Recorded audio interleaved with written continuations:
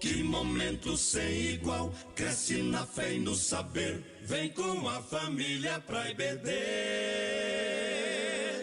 Vem com a família pra EBD. Vem pra EBD.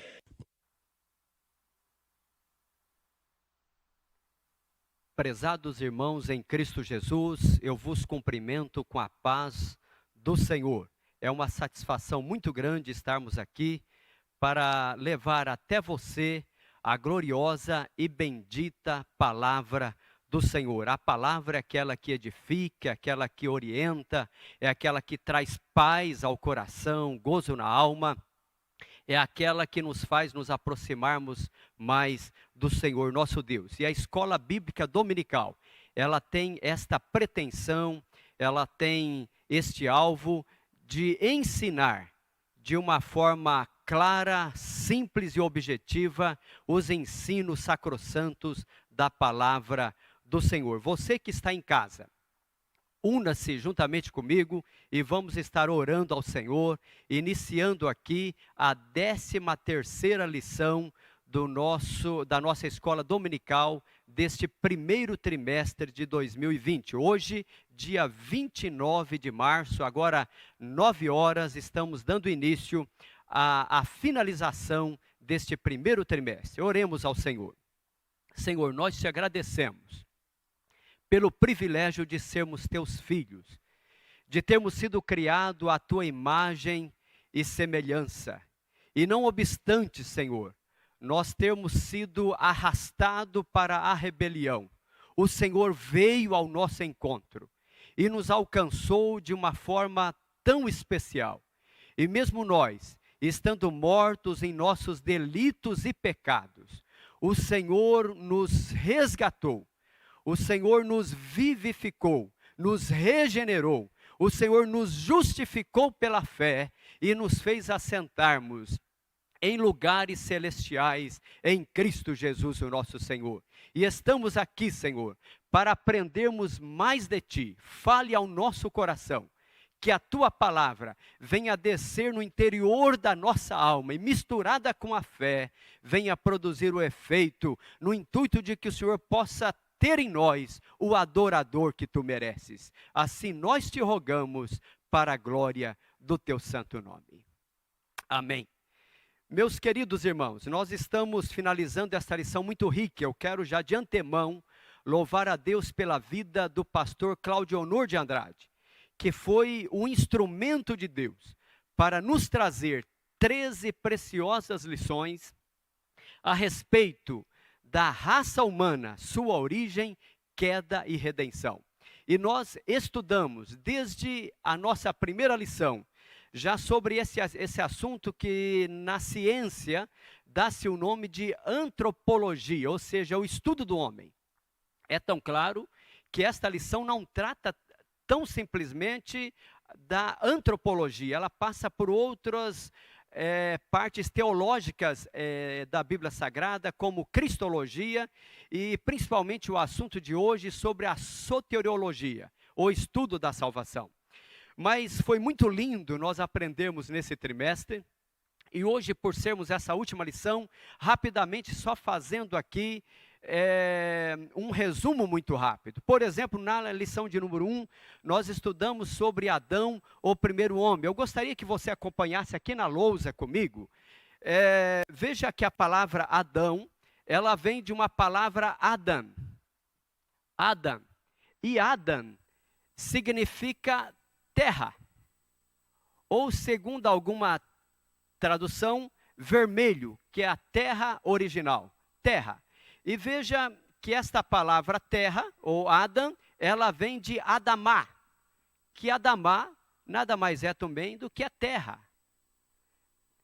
Tá certo? E daqui deriva-se outras palavras, por exemplo, terra ou homem.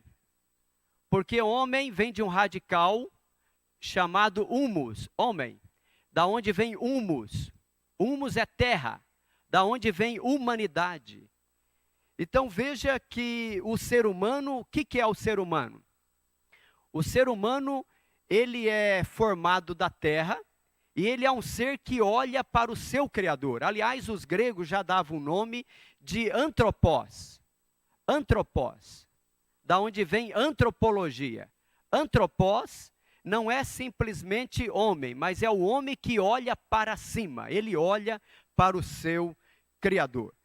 E dentro desta teologia da antropologia, nós passamos por diversas lições. Por exemplo, estudamos sobre a criação da primeira mulher, estudamos sobre a queda deste ser humano que foi criado à imagem e semelhança de Deus, mas este homem, ele aderiu à rebelião, ele deu ouvido à serpente, a Satanás, quando adentra ao jardim e diz ao homem, ou ao primeiro casal, é isso que Deus disse? Mas olha, é que Deus sabe que no dia em que comerem serão como Deus. E eles engoliram aquela isca, caíram da graça. E a Bíblia dá uma sentença, que a alma que pecar, esta morrerá. E assim o homem perdeu esta comunhão com Deus. E passamos depois diversas outras lições, tratando como esse homem ficou, como esse homem se tornou após a queda. E veja como diz a Bíblia, que um abismo chama outro abismo. E o homem foi cada dia mais se aprofundando no lamaçal do pecado. A tal ponto que nós chegamos à nossa lição de número 11, que nos falou sobre o homem do pecado, que será o ápice do quão profundamente o homem caído da graça pode chegar.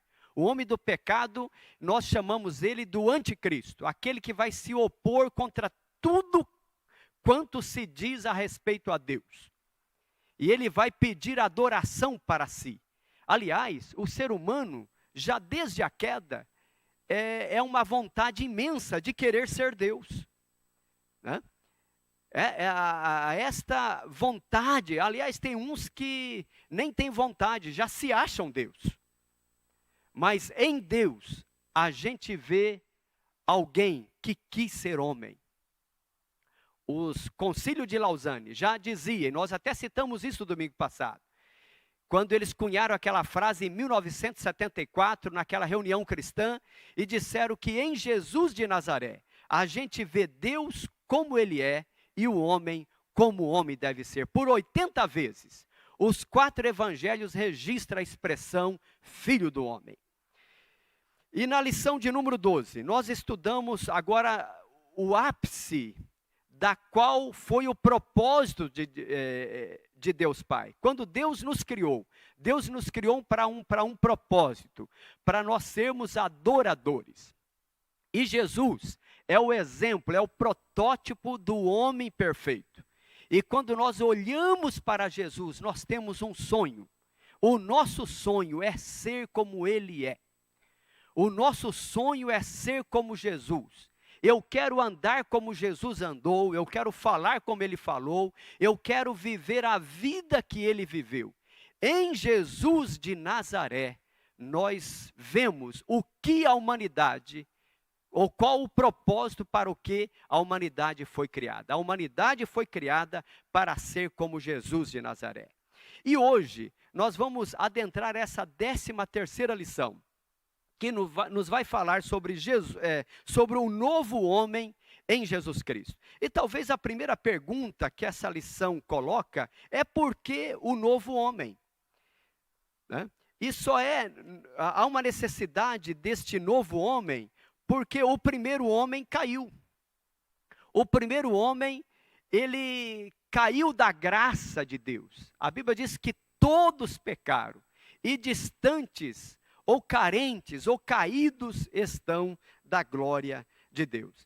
E esta lição, ela tem por texto áureo Efésios 4:13. E eu gostaria de fazer um parênteses aqui, porque Efésios é a lição que nós vamos adentrar agora no 2º trimestre de 2020. E você, aluno da Escola Dominical, adquira a sua revista. Sabemos que estamos vivendo em um período um pouco conturbado, de contingência, porém você pode já solicitar a sua revista da Escola dominical, e assim que terminar esta quarentena, você poderá pegá-la. Veja bem, a lição de número 2, ou do segundo trimestre, vai falar sobre a igreja eleita, justamente da carta aos Efésios. E que é o texto áureo dessa lição de número 13, baseado em Efésios 4:13, que diz assim: até que todos cheguemos à unidade da fé e ao conhecimento do Filho de Deus, a varão perfeito. Entenda aqui, varão perfeito no sentido de maturidade.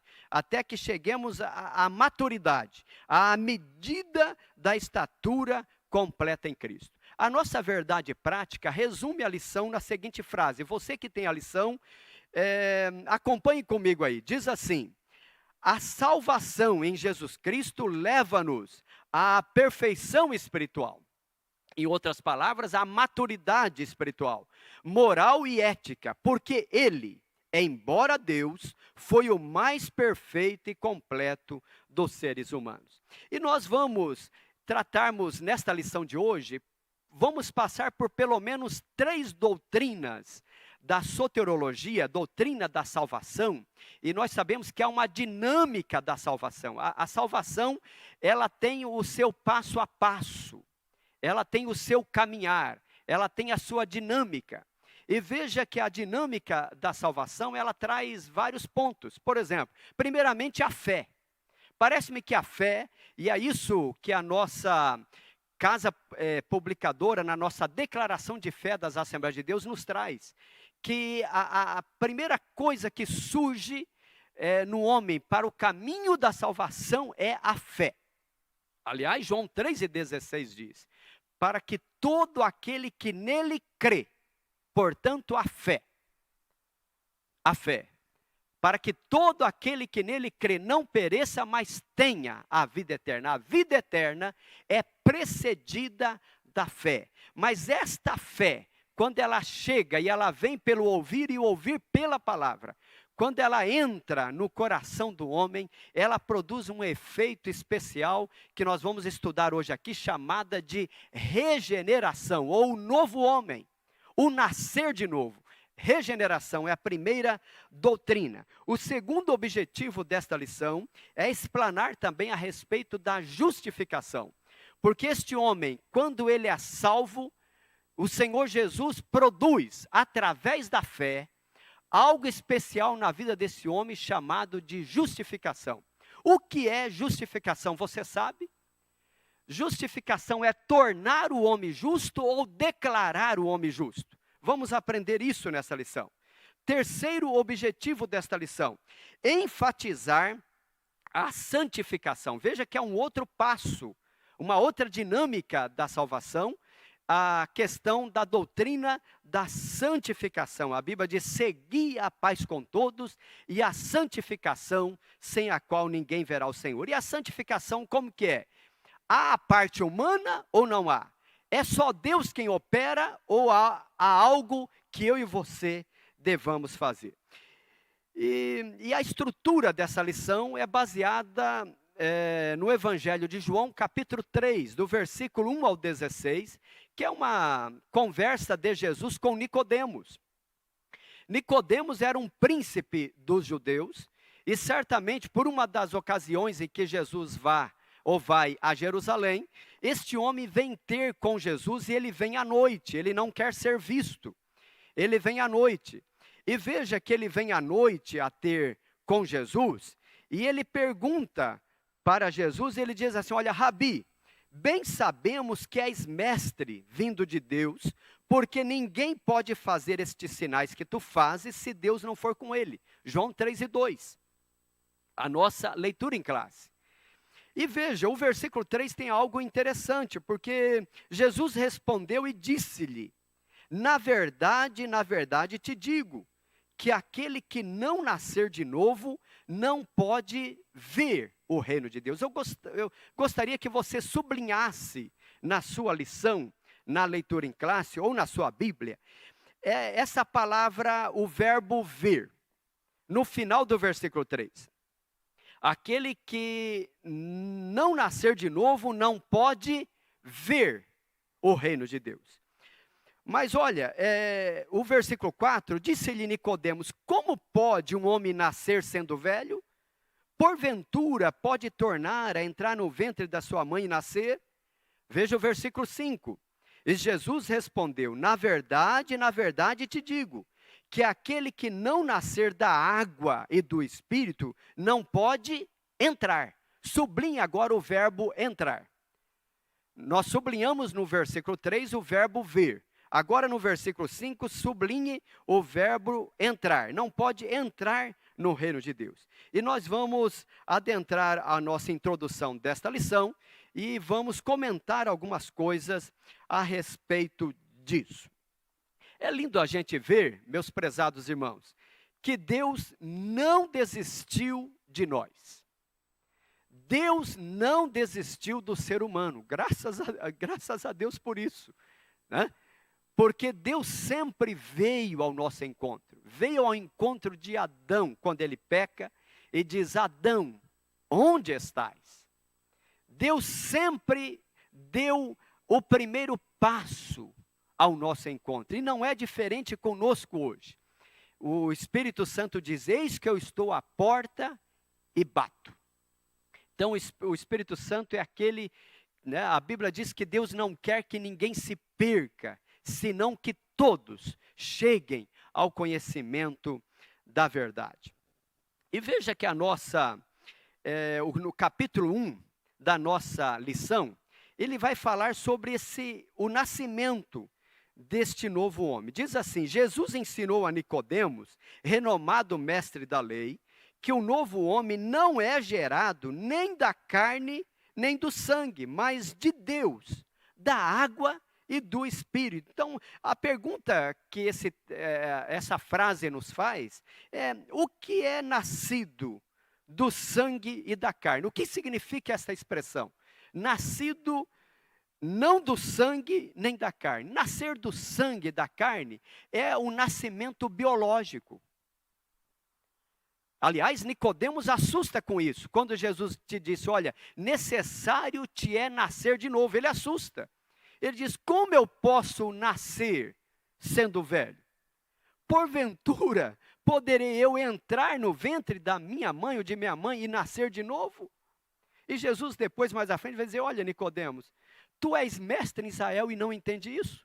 Se eu te falei das coisas materiais, carnais, você não entende, o que dirá se eu falar alguma coisa das coisas espirituais?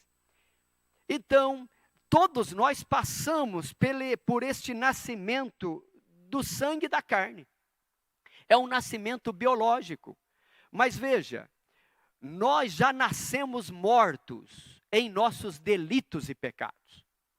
Mesmo quando nós nascemos, fomos concebidos pela nossa mãe, nós estamos com vida física, mas o nosso espírito está morto para com Deus. O homem é inclinado a fazer as coisas da carne e não as coisas do espírito. E Jesus vem propor a reconciliação. Jesus vem buscar e salvar aquele que se estava perdido para religar este homem com Deus. Aliás, esta é a expressão da palavra religião. Religião é religar. É trazer de novo o homem à comunhão com Deus. Jesus disse para a mulher samaritana, olha, Deus Pai procura para si aqueles que o adoram. Jesus veio buscar para o Pai adoradores, aqueles que adoram o Pai em espírito e em verdade. É necessário nascer de novo. O salvo em Cristo Jesus, ele tem duas naturezas. Depois que ele passou pelo novo nascimento, nós temos agora duas naturezas. Nós temos a primeira natureza, que é a natureza humana. A natureza que nascemos biologicamente. Mas quando nós passamos por este novo nascimento, nós temos agora uma segunda natureza. Nós temos dois registros, pastor Abner. Dois registros. Nós temos duas cidadanias. Nós temos a cidadania da terra, mas nós temos também a cidadania dos céus. Aleluias. Louvado seja o Senhor por isso. Então, nascer da água e nascer nem do sangue e nem da carne. Nós tivemos o nascimento, sim, o nascimento da água e do Espírito, que é o que nos informa a lição, o ponto 3 deste capítulo 1 da nossa lição. Mas veja, eu gosto dessa expressão que está lá em João, capítulo 1, e o versículo 12, que propõe aí o ponto 2 da nossa lição, quando fala assim, nascido de Deus. O nascimento do novo homem é descrito pelo evangelista como o ato de nascer de Deus. Olha o que diz João 1:12. Mas a todos quantos o receberam, deu-lhes o poder de serem feitos filhos de Deus, aos que creem no seu nome. Isso é lindo a gente ver, porque assim, nós nascemos de Deus e nascemos para Deus. E nós nascemos com um propósito. Agora, não sou eu mais que vivo, diz o apóstolo Paulo, mas é Cristo que vive em mim. O homem, quando ele passa por esse nascimento, ou esse novo nascimento, ele passa a ter a mente de Cristo. E o que é nascer da água, né? Nascer da água e nascer do Espírito. E Jesus fala para Nicodemos, né? Que aquele que nasce da carne é carne, mas aquele que nasce do Espírito é do Espírito.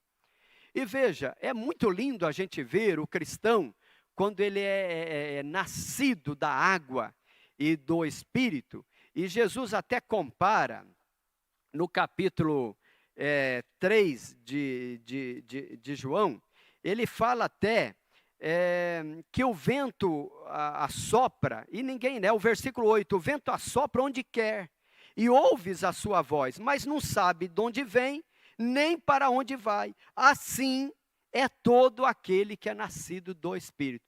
Eu creio que é por isso, meus irmãos, que é difícil apacentar crente, né? Apacentar salvo, né? Apacentar vento.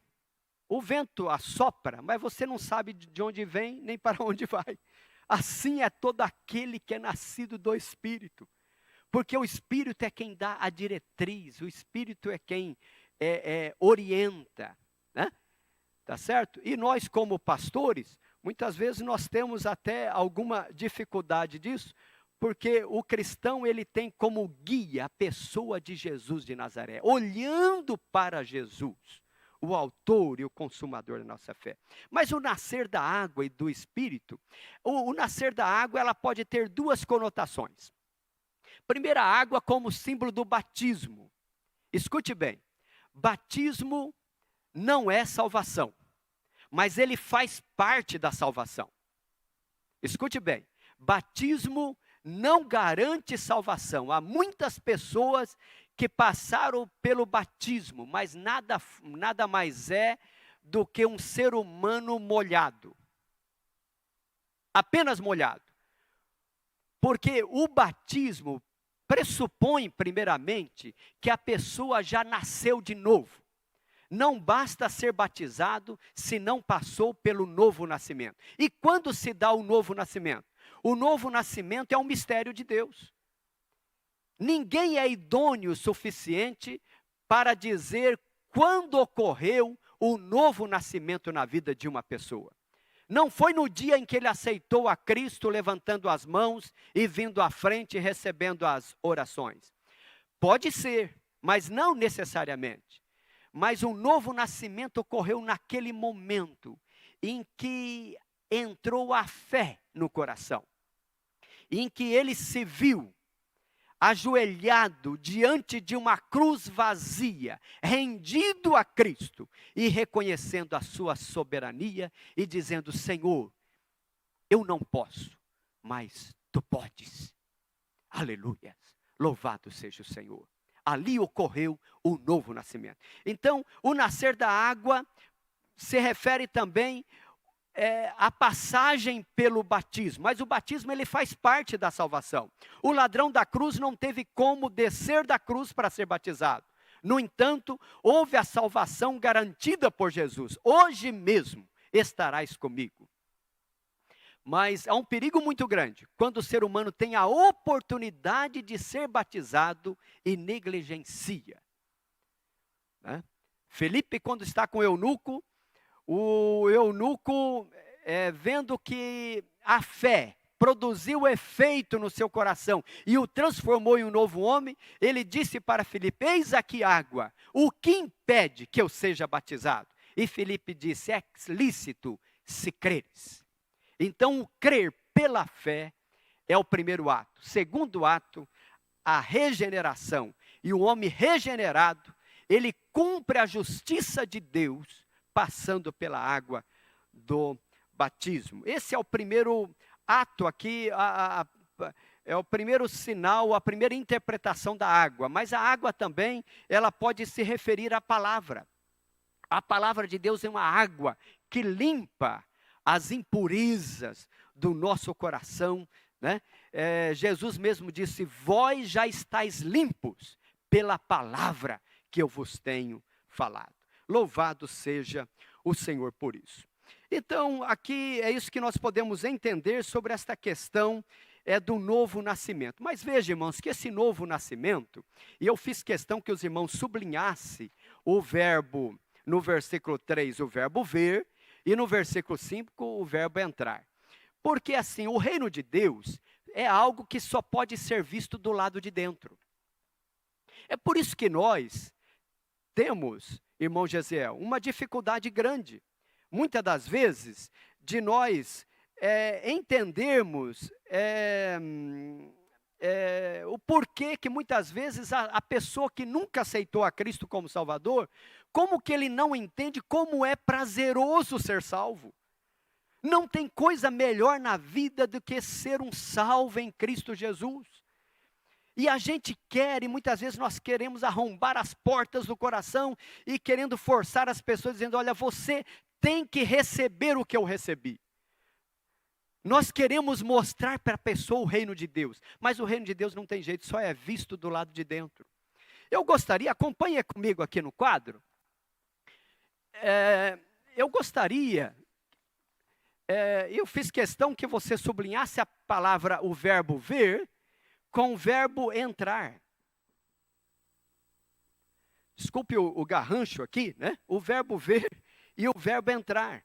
Olha, veja que alguém até faz uma parábola, que eu particularmente gosto muito, que diz assim, que é como se você estivesse passando por uma praça, e você passa por aquela praça todos os dias. Você vai de manhã, você volta à tarde, vai e volta, e naquela praça tem ali uma nave, esta nave é invisível. E é óbvio, se é invisível eu não posso vê-la, tá certo? Então eu passo de manhã, volto à tarde, passo e volto, e tem a nave, mas eu não posso ver. Um certo dia, eu ouço uma palavra, e quando eu ouço aquela palavra, aquilo nasce a fé, e eu sou sugado para dentro daquela nave que estava ali, que até então eu não podia vê-la. Eu sou sugado para dentro dela. Esta nave é comparada como a graça de Deus, como o reino de Deus, conquistado pela graça. E quando eu entro dentro do reino de Deus, eu entro e vejo. Vejo porque entrei. Entrei, portanto vejo. O reino de Deus é assim. Jesus disse: olha, Nicodemos, quem não vê, não pode entrar. E se entrou, porque vê. Esse é o reino de Deus. O reino de Deus não é comida e nem bebida, mas é gozo e paz no Espírito Santo.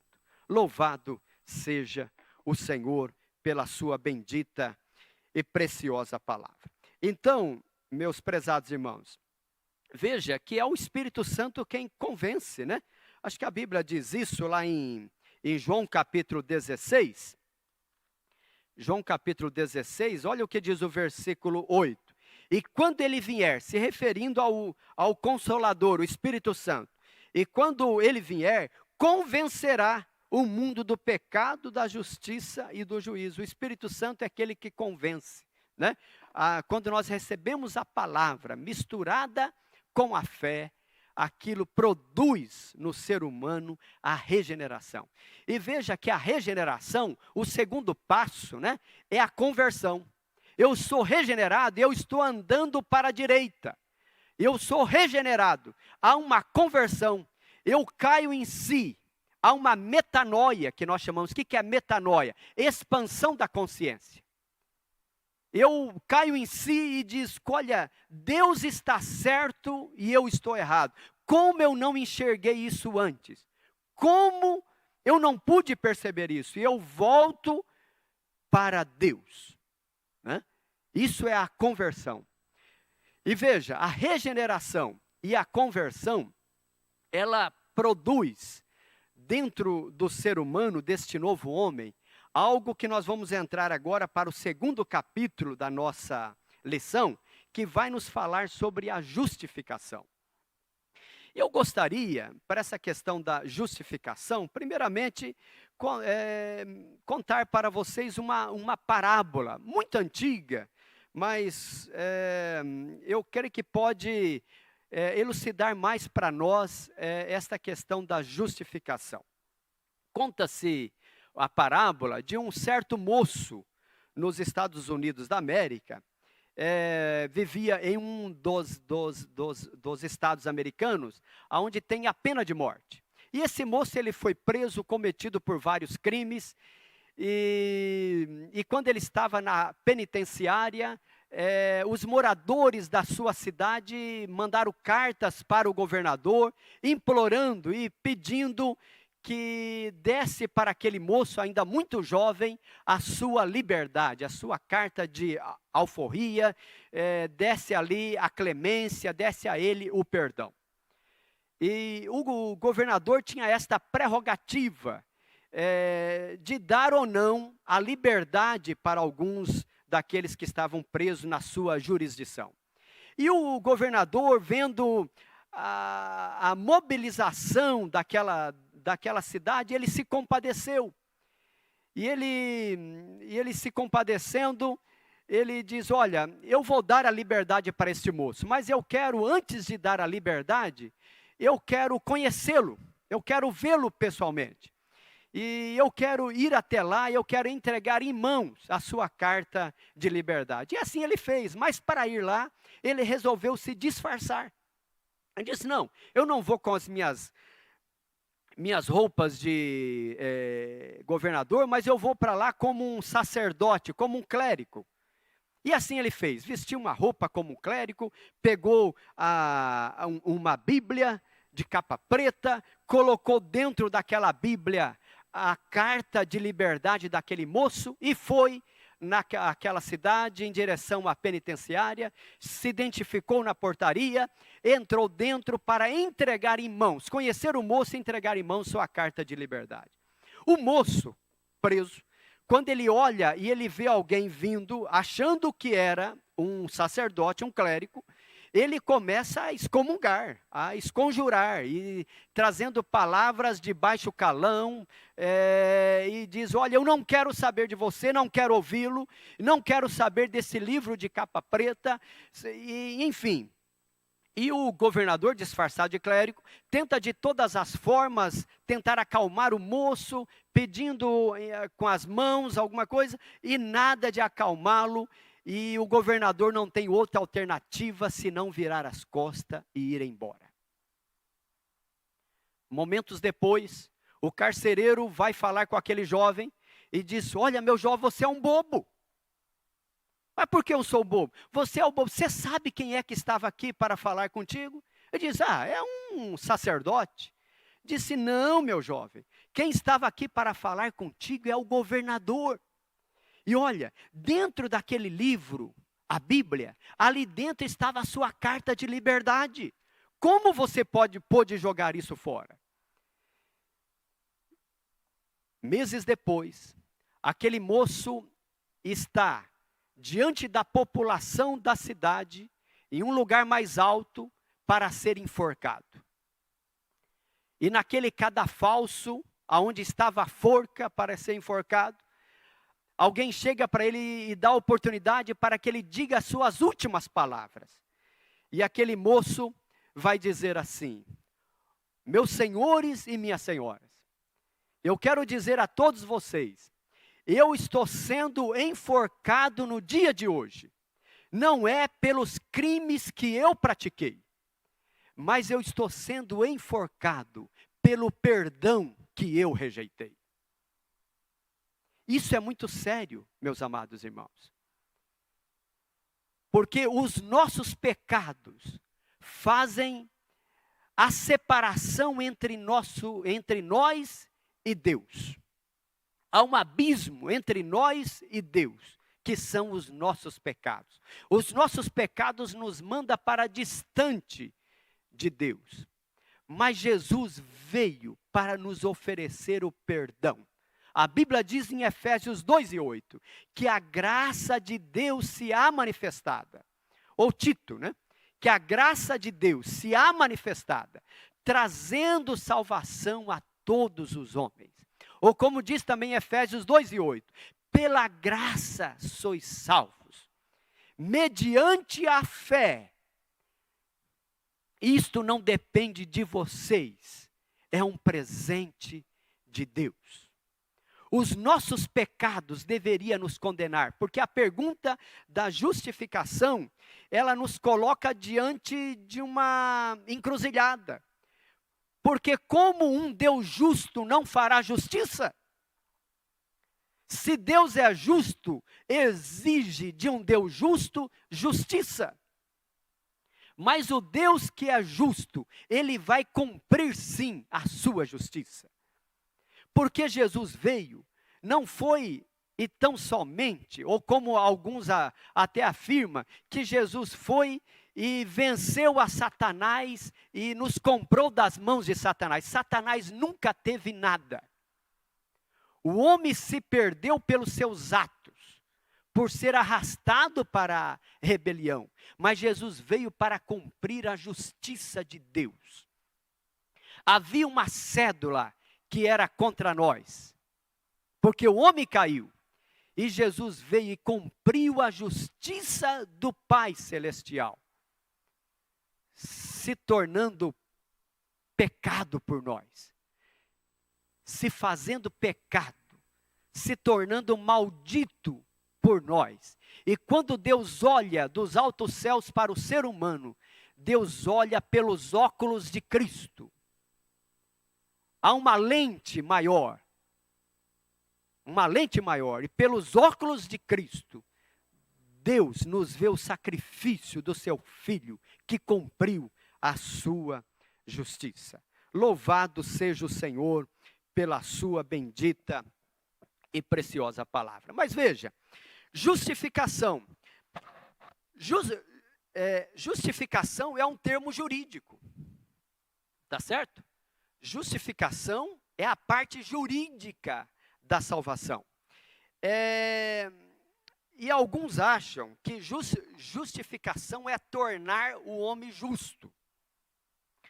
Também pode ser o efeito, mas o principal é que na cruz do Calvário, Jesus, ele vai pagar o preço da nossa liberdade, que nós chamamos isso de remissão, ou remir, é pagar o preço.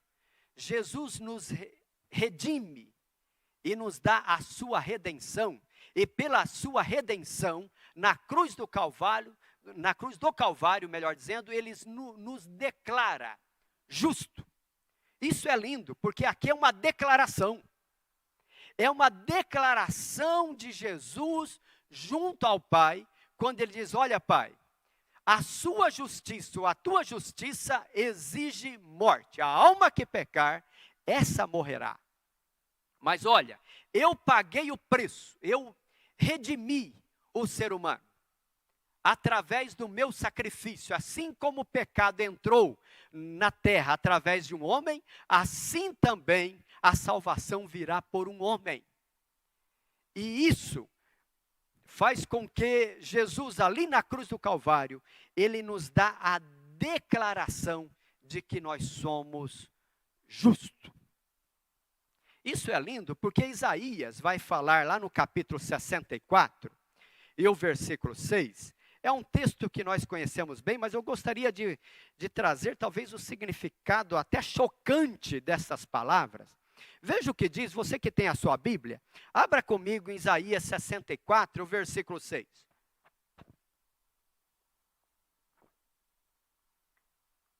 Diz assim: mas todos nós somos como o imundo, e todas as nossas justiças como trapo da imundícia. Olha, muitas vezes a gente lê na nossa língua portuguesa essa questão trapo da imundícia, e alguém pode imaginar apenas um trapo que você usa lá para limpar a casa, o chão, e aquele pano ficou imundo. Algumas vezes você joga fora, ou você até mesmo coloca para lavar, e depois esse pano pode ser reutilizado. Mas não essa é a expressão que Isaías usa aqui.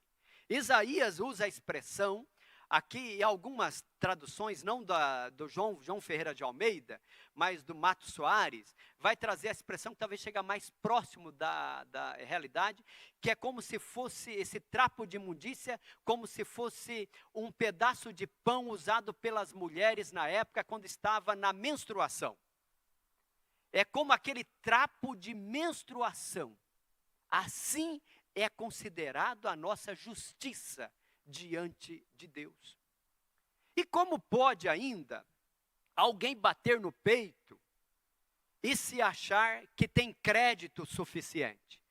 Aliás, a carta aos Romanos, o apóstolo Paulo nos traz um ensino precioso sobre a justificação, desde a partir do capítulo 1 de Romanos. Veja que o capítulo 1, ele vai nos falar que os gentios, gregos, ou chamados de gentios, eles estavam perdidos. E eles estavam perdidos porque Deus se revelou a eles através da natureza e através da lei que estava gravada no coração do ser humano. Todo ser humano tem a lei de Deus gravada no seu coração. E também através da natureza, Deus se revela aos homens. Nenhum homem é desculpável diante de Deus. Não, senhores.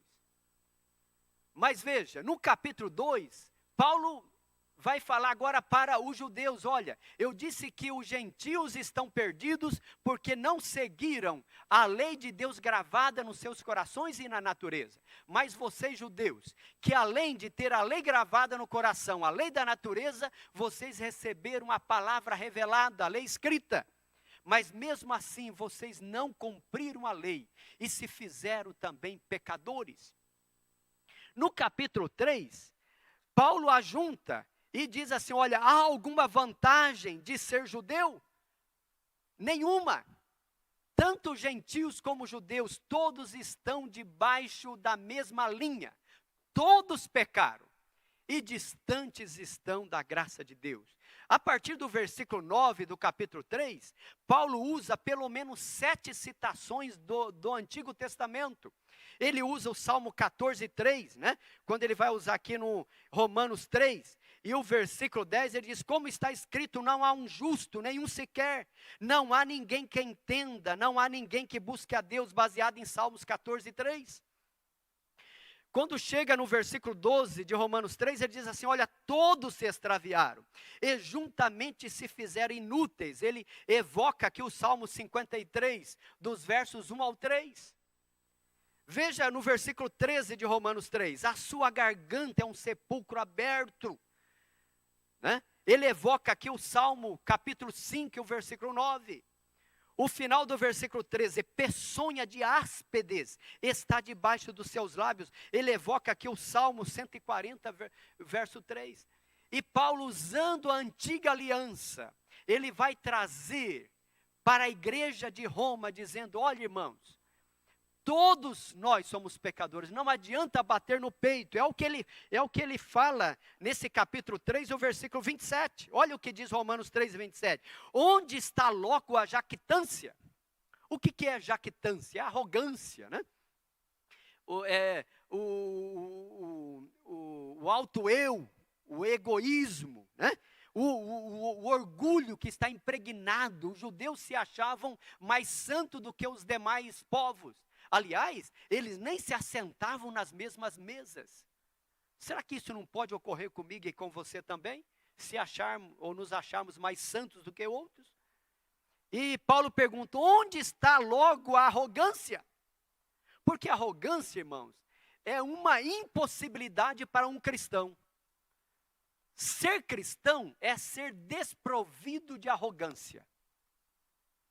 Se há orgulho e arrogância, é porque o homem não passou ainda pelo novo nascimento. O novo nascimento nos quebranta. É como eu disse, o cristão é um ser rendido diante de uma cruz vazia e dizendo, Senhor, eu não posso, mas se tu queres, faça de mim um novo homem.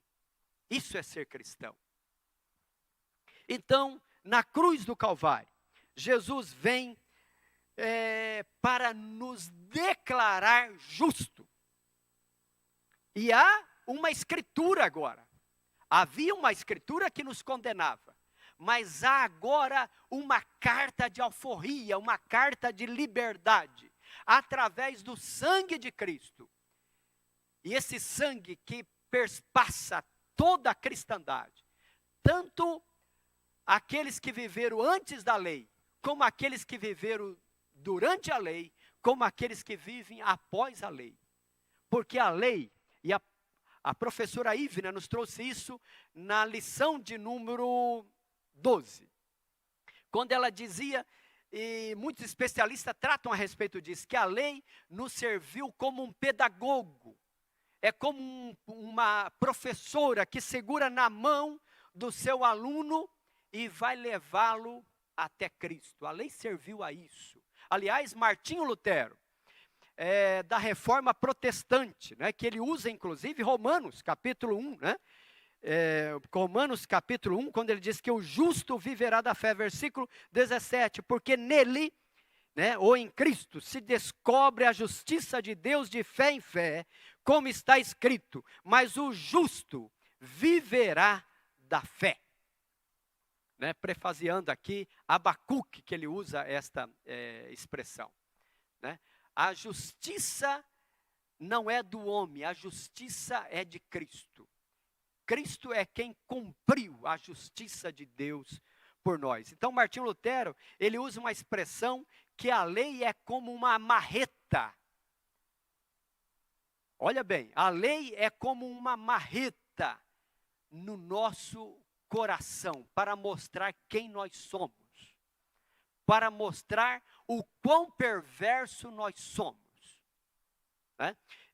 Tem até João Calvino, né, usando esta expressão de Martinho Lutero, ele vai até nos falar que a lei nos leva a Cristo. A lei nos leva a Cristo, é como um pedagogo, uma professora que nos leva a Cristo. A lei nos leva a Cristo, mas Cristo nos devolve para a lei. Como assim, pastor Mário? A lei nos devolve, Cristo nos devolve para a lei. É quando nós chegamos a Cristo, nós queremos viver uma vida de santificação. E nós perguntamos para Cristo, Senhor, como eu faço para viver a vida que tu viveste? Como eu faço para ser como tu és? Como eu faço para ser parecido contigo? E Jesus diz assim, olha, cumpra os meus mandamentos. Paulo até fala, né? Deus aboliu a lei? De maneira nenhuma.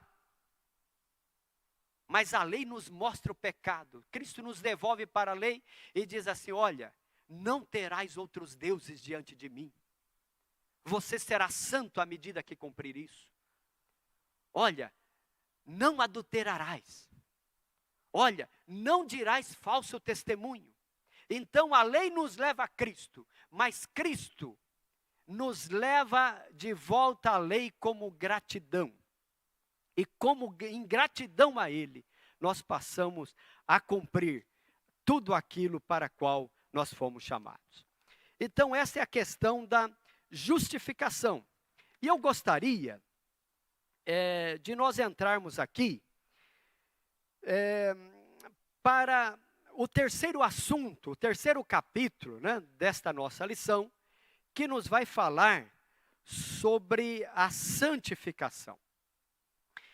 E santificação, meus prezados, é um processo, né? Até voltando aqui para o nosso quadro. Vamos apagar aqui. Sobre a questão da santificação.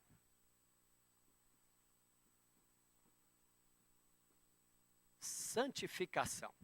Talvez esse seja o grande desafio, porque a regeneração é algo que o Espírito Santo opera dentro de nós.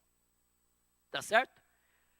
A regeneração é algo que o Espírito Santo opera dentro de nós. Nós ouvimos a voz de Deus e demos ouvido à sua voz. Aquilo produziu fé que trouxe a regeneração. Isso é produzido pelo Espírito Santo. A justificação não tem nada a ver conosco. A justificação é operada através do sacrifício de Cristo na cruz do Calvário. Todos aqueles que morreram antes de Cristo foram justificados na esperança da sua morte. Desde o primeiro animal que foi morto pelo próprio Deus para vestir o primeiro casal, lá no Éden. O sangue derramado. E diz o escritor aos Hebreus que sem derramamento de sangue não há remissão de pecados. Então, a justificação não tem nada a ver conosco. Tem a ver com Deus. Agora, a santificação muda. Porque a santificação, ela tem a ver com Deus. Tem algo que é Deus quem produz, mas ela tem a ver também conosco, com o homem. Né? Com o homem. Com Deus, porque é Deus quem nos faz santos. É Deus que nos torna santos. E eu gosto da expressão, nós temos pelo menos 3 epístolas universais de Paulo, que começam os seus primeiros capítulos. Acompanhem comigo. Por exemplo, uma delas é a carta aos Efésios, né? Nós vamos estudar muito essa carta a partir agora do próximo domingo. Diz assim, olha o que diz o versículo 1:1 de Efésios. Paulo, apóstolo de Jesus Cristo pela vontade de Deus, aos santos que estão em Éfeso. Se você for para Filipenses, a carta logo a seguir, Paulo e Timóteo, servos de Jesus Cristo, a todos os santos em Cristo Jesus. Se você for para Colossenses, capítulo 2, diz assim, aos santos, capítulo 1, versículo 2, aos santos e irmãos fiéis em Cristo que estão em Colossos. Então veja, Deus olha dos altos céus e Deus nos vê como santos.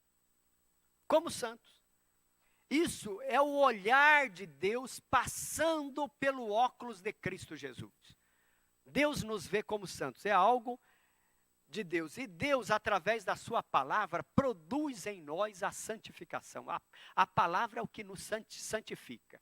Mas veja, diferente da regeneração que ocorre uma vez só, e de uma vez por todas, diferente da justificação que ocorre uma vez só, a santificação, ela é um processo. É como se fosse uma escada de uma catedral. Tá certo? Uma escada de uma catedral.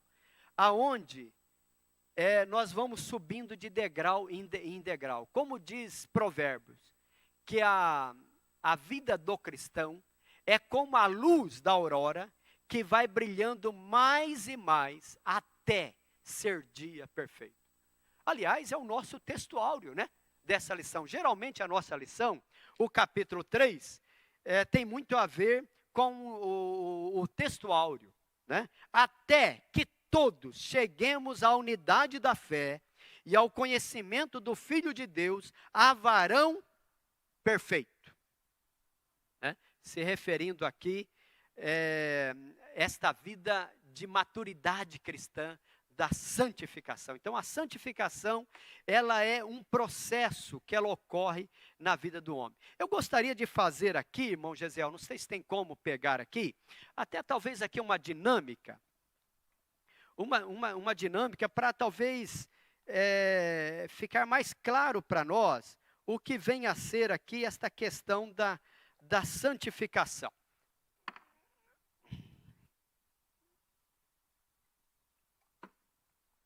Eu tenho aqui um copo é descartável, né? Vamos supor que esse copo aqui seja a nossa vida, a vida do ser humano, mas a vida do ser humano sem Deus. Uma vida do ser humano que não passou pela regeneração, que não passou pela justificação e que não vive uma vida de santificação. Aí eu tenho aqui um isqueiro, né? Simbolizando aqui as aflições, as intempéries, o pecado do mundo, né? Que tenta afligir, ou que vem para afligir o ser humano. Se eu pego, por exemplo, e coloco esse ser humano, diante do pecado e das insultas do mundo, daquilo que o mundo pode fazer, olha o que vai acontecendo, vai abrindo ruptura no ser humano, percebe? Olha, ruptura no ser humano. De tal forma que esse ser humano é um ser todo degenerado, quebrado, não há vida, né? Ele é uma pessoa que vive uma vida raquítica, não há vida nele, na realidade há uma subvida, sem Deus, né? Tudo aquilo que Satanás quer faz, e vai abrindo rachaduras, beiradas, nada para dentro dele. Assim é o homem sem Deus. Tá certo? Mas eu peguei aqui um outro copo e eu coloquei aqui água. Água aqui simbolizando a palavra de Deus, o Espírito Santo, simbolizando a pessoa de Deus na vida do homem.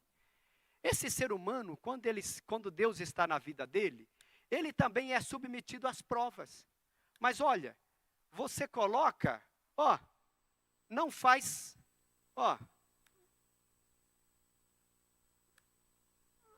não produz efeito.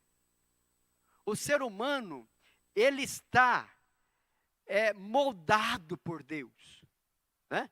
Esse ser humano, mesmo despedaçado, né?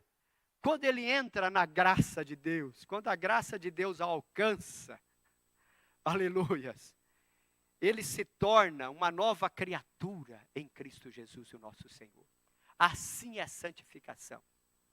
A Bíblia diz: segui a paz com todos e a santificação, sem a qual ninguém, isto é uma impossibilidade, sem a qual ninguém verá o Senhor. A Bíblia fala de pelo menos 3 impossibilidades. Sem derramamento de sangue não há remissão de pecados. Mas a segunda impossibilidade é que sem a santificação ninguém verá o Senhor. Então veja que a santificação, né, ela é um processo pelo qual se separa algo ou alguém para um uso ou um propósito. Isso é consagrar-se, é tornar-se sagrado, né? A gente fica até angustiado e indignado quando a gente vê um juiz aqui da terra dando liberdade para um criminoso. Isso até para nós até uma insulta, né? Falei, mas como pode? Alguém praticou tal ato, como pode esse juiz libertá-lo? Mas olha, o que Jesus fez por nós é justamente isso. Havia algo que nos condenava, mas Ele nos absolveu. Ele usou de misericórdia para conosco, que hoje Ele exige de cada um de nós que vivamos uma vida de santidade. A santificação, sem a qual ninguém verá o Senhor. E eu gostaria de caminhar para a finalização desta nossa lição. Muito grato a Deus pela sua participação, mesmo que à distância, nesses momentos diferentes, a sua participação em casa. Diz assim a nossa conclusão desta lição. Quem recebeu Jesus como seu Salvador e Senhor, tomou a melhor decisão, pois os seus pecados foram apagados por Cristo. A nova vida em Jesus é um presente de Deus.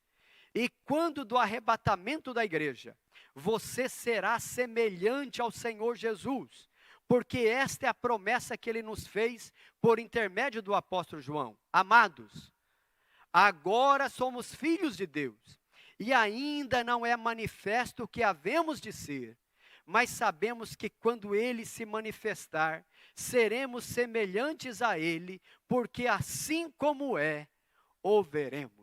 Louvado seja o Senhor. Irmãos, talvez seja uma das mais preciosas promessas de Deus para o ser humano. É que nós já gozamos aqui na terra uma partícula da natureza de Deus. Já gozamos aqui. Mas no porvir, nós teremos a dimensão ainda maior de gozarmos da natureza de Deus, de ser como Ele é. E esta é uma promessa de Deus para nós quanto à igreja. Por isso que igreja, nós somos superiores aos anjos, né? Tem algum cristão que fala assim, olha, eu quero ser um anjo. Mas Deus deu à igreja, ou vai dar à igreja, a oportunidade de julgar os próprios anjos. Né? Só nós teremos a oportunidade de assentarmos com Jesus no trono. Esta é uma das promessas que está no livro do Apocalipse. Então, vale a pena vivermos uma vida de santidade. 70, 80 anos é pouco tempo diante de uma imortalidade. Vale a pena vencermos aqui. Aqui é uma prova que nós estamos passando. E o homem já sai daqui, já destinado ou para a perdição ou para a salvação. E diz assim a nossa conclusão. Sim, nós os redimidos do Cordeiro seremos glorificados. E nessa bem-aventurança estaremos para sempre com o Senhor. Que o Cordeiro de Deus seja eternamente louvado. Eu louvo a Deus pela sua vida. Louvo a Deus pela nossa escola dominical. Quero agradecer e louvar a Deus pela vida do pastor Jairo Santana, que mesmo nesses momentos difíceis e cumprindo as exigências das autoridades sanitárias e também do prefeito municipal de Ribeirão Preto,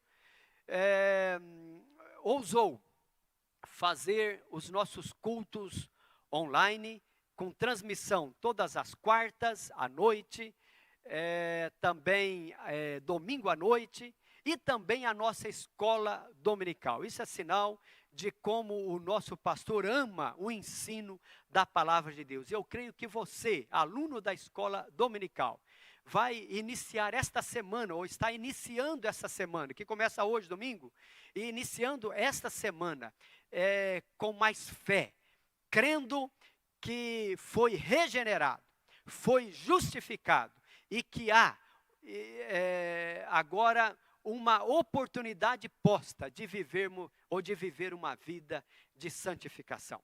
Não se esqueça do nosso próximo trimestre. Querendo Deus, no próximo domingo estaremos aqui para a ministração do início da nossa lição de número 1 do segundo trimestre. Louvo a Deus pela nossa casa publicadora, pela vida também do nosso pastor Douglas Batista, pastor da Assembleia de Deus em Brasília, que escreveu esta lição. Adquira, e quem sabe, se você não tem como adquirir fisicamente, você pode entrar na casa publicadora e adquirir a nossa revista em PDF. A nossa casa publicadora vende também as revistas online, você poderá adquiri-la. Que Deus em Cristo te abençoe ricamente, incline a sua cabeça e oremos ao Senhor. Senhor bendito, eu te louvo, Senhor, por essa oportunidade tão especial. Como é bom sermos frutos do teu amor. Como é bom sermos participantes da tua graça salvadora. Mesmo nós estando mortos em nossos delitos e pecados, o Senhor veio ao nosso encontro, nos pegou pela mão, fez com que a tua palavra chegasse aos nossos ouvidos.